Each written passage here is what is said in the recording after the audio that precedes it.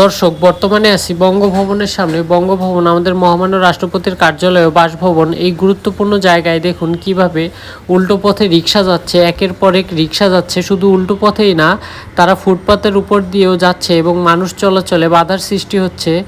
এই তীব্র যানজটের ভিতরে এভাবে উল্টো পথে যাওয়া মোটেও ঠিক না। শুধু এই বঙ্গভবন না, সারা ঢাকা শহরেই রিক্সা ভ্যান উল্টো পথে চলে। দেখবেন তীব্র যানজটের ভিতরে তারা উল্টো পথে যায় এবং আপনি যদি তাদেরকে কিছু বলেন, দেখবেন উল্টো তারা আপনাকে কথা শোনাবে।